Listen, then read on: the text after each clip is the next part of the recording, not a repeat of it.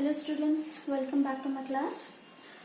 See, we are discussing about the chapter morphology of flowering plants. In that we finished off the root, means the structure of root we learned, what are the characteristics of root we learned, and then the structure of root tip, the regions of root tip we learned, and then in the last session we discussed about modifications of the root, means for whatever the purposes the roots are going to be modified for many of the kinds, and then the terminologies and the examples I have given. Same kind of here we are going to learn in the stem, that is in this session also we are going to learn about what are actually the characteristics of stem and what are the modifications of the stem. Let us start. This stem, see in first class only I discussed what actually the stem is. Stem is arises, means above the ground the stem is present above the ground. Okay, and then see I am going to give you many of the list of the characteristic of the stem. In that first one, stem is above the ground, ascending part of plant axis. Means what? The stem is above the ground level, above the ground, ascending part of plant axis. Ascending part of what, children? Plant axis. Means if I say this is the ground level, below there will be root system. It may be taproot or else it may be fibrous root, whatever the system may be. Above there will be the stem axis. This stem axis will be bearing leaves and flower and then fruit. Okay, these all things are ascending in manner. Okay, they are the ascending, not descending in the sense decreasing, ascending in the sense increasing. And here the growth of the plant will be in the manner of ascending. That's what the word ascending here we are going to use. And then in the first class only I explained the stem or a shoot system. It develops from plumule of the embryo. Plumule of what? Embryo. In this seed, in any of this seed, when it is come in contact with the soil and the mineral, it will be giving you two kind of outgrowth. One will be named as a radicle, which will be giving you root system, and then one more is called as plumule, which will be giving you the shoot system. Is that clear about that? Yes, this is all about the development of the shoot system. Okay, from the embryo. I think no doubt in this. Okay, the next point is, see, the shoot system bears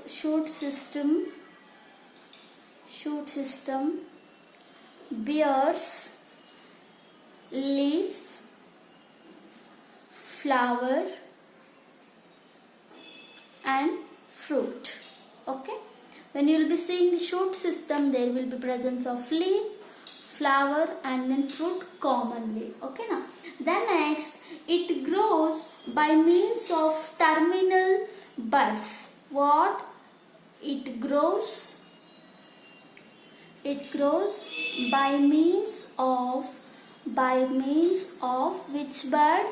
Terminal bud. Terminal bud will be present over here, where the cell division capacity will be very faster. Due to that, what happens? The plant can be able to grow in a ascending manner. Due to the terminal buds only, what happens? Plant will be able to grow. Next, leaves develop from the node region. These are the junctions, children. The junctions are called what? Nodes. In between the gap between two nodes, it is called internode. In the region of node, the leaves were developed. Where the leaves were developed? Leaves develop from node region. Leaf develop from the node region. And then these leaf at the axis of the leaf, at the one of the axis of the leaf, what will be? There will be axillary buds. These leaves, they bear axillary bud. These axillary buds are nothing but that grow into what? Grow into branches. Okay, when you are going to see any kind of the tree, any kind of plant, there will be lateral branches. Those branches are arised from the help of the axillary bud. What are the axillary buds will be here? No, from this axillary bud there will be growth of what? There will be growth of the branches. Next, both branches and leaves are exogenous in origin. Both branches and the leaves are exogenous in origin. Exogenous in origin means from the epidermal part of the stem axis they are going to grow. Okay, during the root explanation, during the characteristic of root explanation, what did I say? The secondary root arises from endogenous, means secondary root grows endogenously from the parts of the inner part of the primary root. Sorry. Okay, because of that here the leaf and then the branches are exogenous, means the epidermal layer will be giving you the leaf and then branches.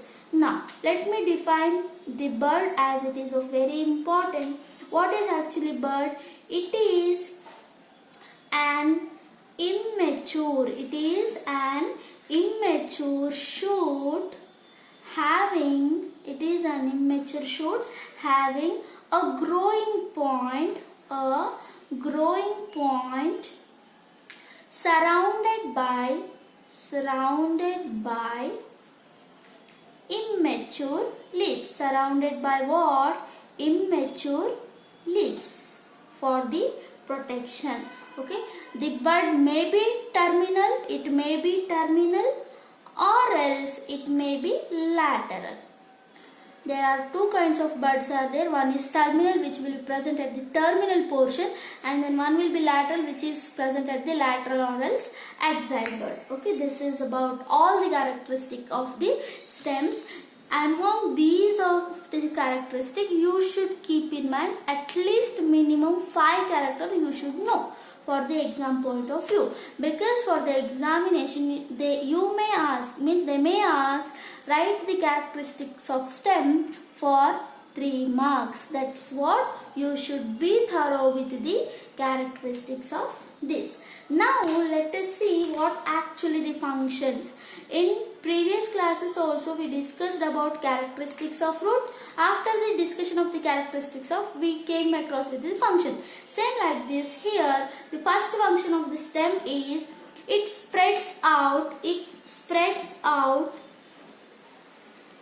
branches, bearing leaves, flower and then fruit. Leaves, flower and then fruits. Okay, whenever I say any of the plant's stem will be having the branches, there will be branches and then there will be roots, isn't it? These branches are spreaded only by the help of what? Stem, because stem is holding those all branches to widespread, and then those branches are having what? Leaves, flowers and then fruit. That's good. Next, second one, the stem conducts water and mineral salts from roots to leaves and fruit. See, yes, I will agree that the root is uptaking or else root is absorbing all the minerals and then water from the soil. They absorb mineral and then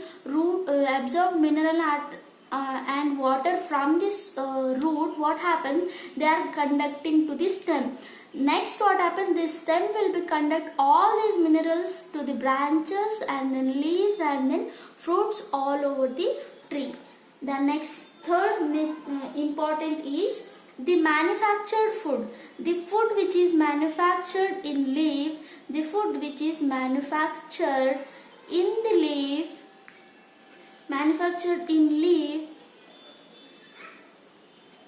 it is transported to roots. Through whom? Through stem itself. Means whatever the food it is prepared in the leaves, from the leaf the prepared food is transferred to the roots, because as the root is not having capability to prepare its own food, because of that what happens here, the stem will helpful for the conduction of the prepared food to whom, children? To the roots. Up to the root the prepared food will be conducted. Now let us see we learned about characteristic and then also we learned about function of the stem. Let us move. What are the modifications? The modifications of stem we are going to learn next. Here under the modification of stem, usually we categorize them in a three main groups. Okay, first write it down. Modifications of what? Stem. Here the modifications of stem is again grouped into three main headings. Those, that is underground stem modification, subaerial stem modification, and then aerial stem modification. The name itself shows you what actually is this. Underground stem modification means there are many of the purposes which can be storage of food, which can be for the further purposes. This stem which is modified under the ground. Usually what did I say? The stem will grow above the ground. But here some of the stems are there which are under the ground, they are going to be developed. And there are many reasons for that. Okay. And for the next I am going to discuss you about that. Again in the first, that is first one, that is underground stem modification. We are going to learn about many of the examples. Here for this chapter I am telling you often and often, there is no much more importance of definition, but you should remember the term and then example. Okay. Usually the underground stem modification, they are non-green, children. They are what? They are the non-green in nature. Okay. Underground stem modification, they are what? They are non-green. Only few points I am giving you to clarify your knowledge. These underground stem, usually they will be non-green in color, because they are in underground, and then they will be having apical buds, nodes and then internodes. Because of having the apical bud, nodes and internode, those underground modifications are considered as stems. Okay.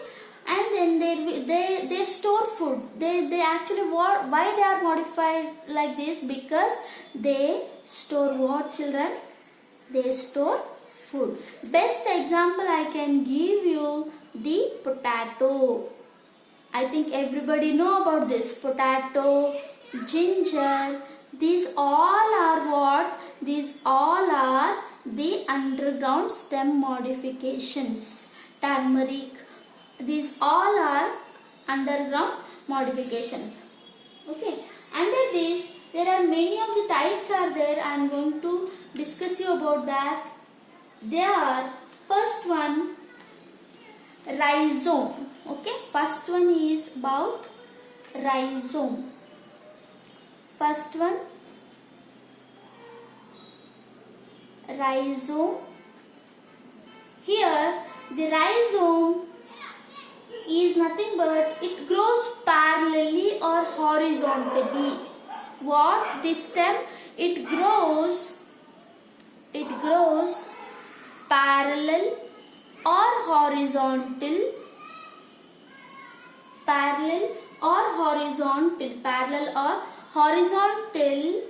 to the what? To soil surface. To what? To the soil surface. Okay. It bears what? It bears nodes and internodes. It bears nodes and internodes. Best example I can give is example for this ginger and turmeric. Ginger and what? Turmeric. Okay, if you see ginger there, on the ginger like this, the ginger will be having no shape, children, isn't it? I hope everybody know what actually ginger is. Ginger means Allah. Okay, on that there will be like this kind of structure will be there. This is nothing but the node. Okay, and this is the bud. That's what the ginger is. The modification of what? Stem it is. And what, for what purpose it is? It is for the storage of food. Next one more thing I am going to explain you about tuber. Tuber is also one of the modification of stem only. Here what happens? Here the stem portion is underground. Okay, underground stem it is actually. Underground stem, whereas branches will solen. Okay, underground stem branches which is solen means swells up. They will be solen. And for the account of what? For the accumulation of food. For the accumulation of what, children? Accumulation of the food. Best example I can give you, potato. Okay, potato you can usually see it is present under the what? Under the soil. But whether the potato is root modification? No, potato what we eat, no, that potato is nothing but this stem. This stem we are going to eat. But for what purpose the modification of potato is there? The modification of potato is for what? It is for the storage of the food. Okay. One more example is there, that is a corn. I will show you all the diagrams. Corn here. It is, I think you people don't know about it. It grows vertically beneath the soil surface. It grows vertically. It grows what? Vertically. Where? Beneath the soil surface. Where? Beneath the soil surface.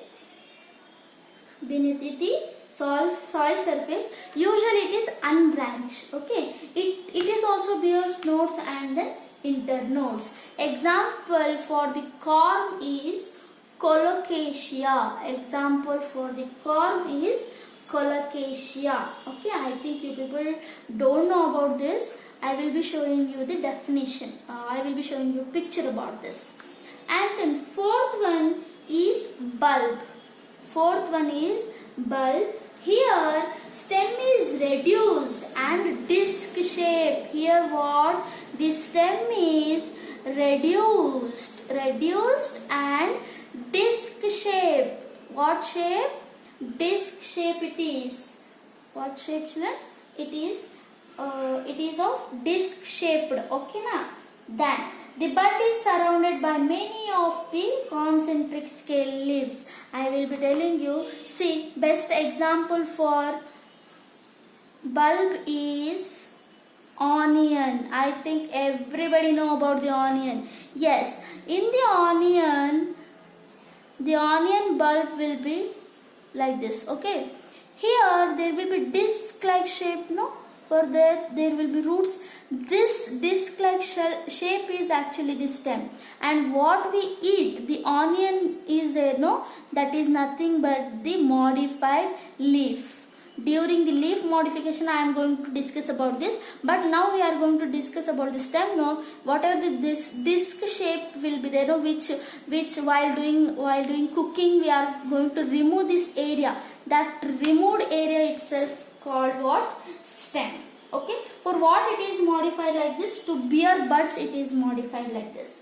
Okay, these all are about the sum of the underground modification. Underground modification we learnt about under the underground modification we learnt about rhizome, tuber, corm, bulb.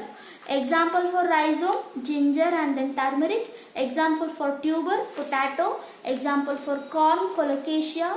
Example for bulb is onion. That's good. Now next is about the subaerial modification. Next is about subaerial modification. Here what actually the subaerial modification means? Subaerial modification.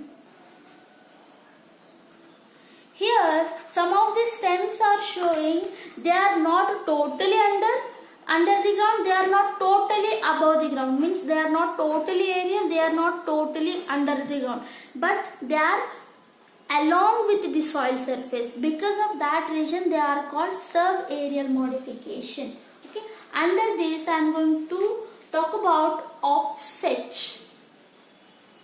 Okay, here example for offset is the aquatic plants such as Pistia and Eichhornia. Pistia and Eichhornia I am going to give you. Pistia and Eichhornia, what happens here, when I say you this is the water surface, as I said these are the aquatic. Here what happens, one side there will be the growth of, for say this is the Pistia, just imagine this is as a Pistia. Okay, Pistia